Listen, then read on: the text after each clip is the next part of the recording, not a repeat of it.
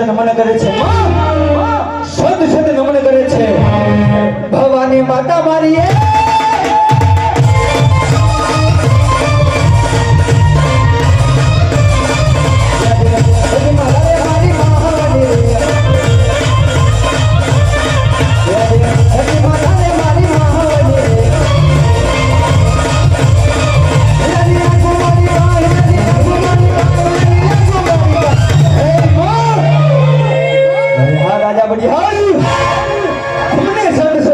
નમન કરે છે માં સદ સદ નમન કરે છે ધનજી માતા રે મારી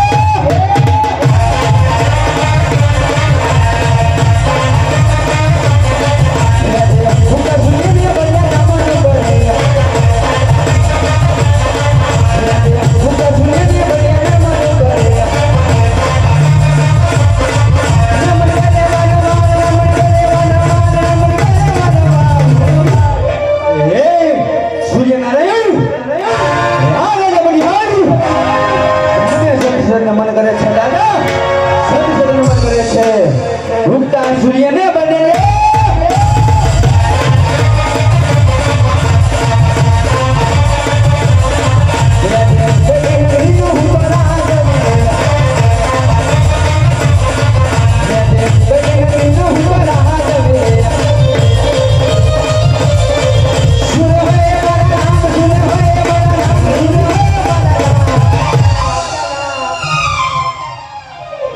ગઈ નગરી ના હું તો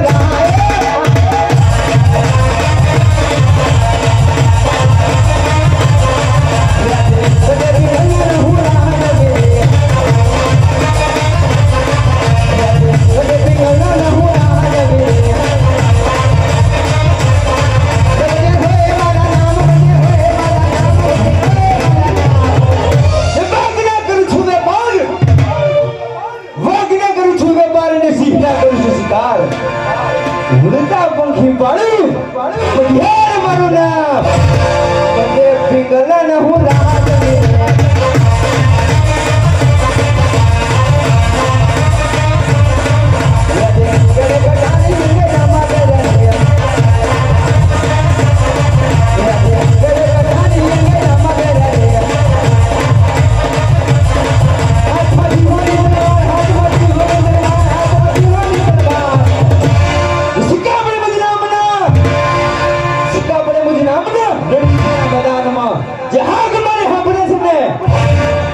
પણ કંપે છે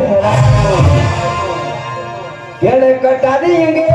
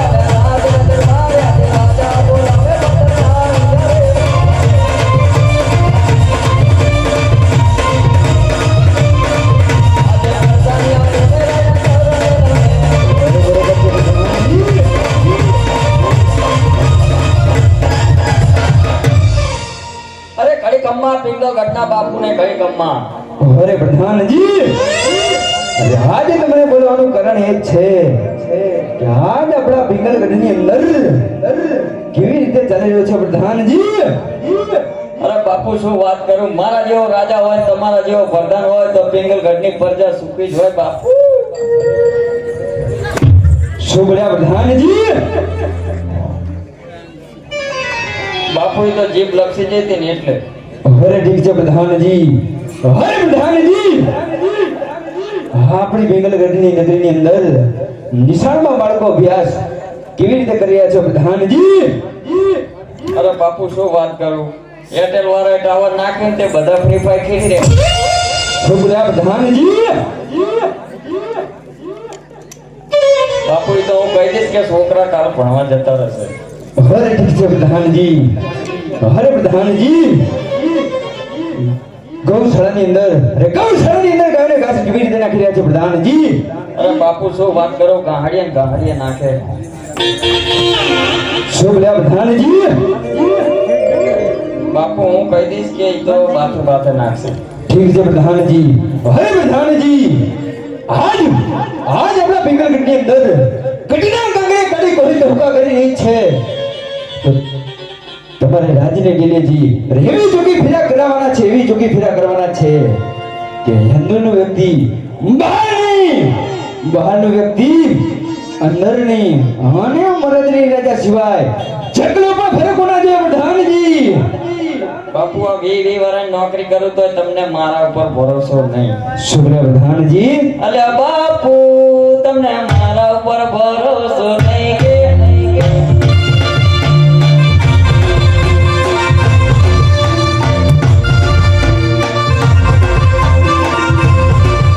અલ્યા બાપુ તમે મારા ઉપર ભરોસો નહીં કે અલ્યા બાપુ તમે મારા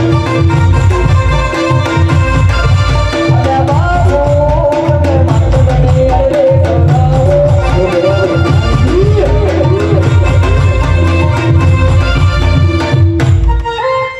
ખમ્મા કરો બાપુ. નહીં મારું 20 વર્ષના ચોકી કરે ને તું, નહીં મારું. પણ જો કોઈ દુશ્મન દેશનો વ્યક્તિ અંદર આવી ગયું તો પછી તમારી ખેર નહીં પ્રધાનજી. ભલે બાપુ.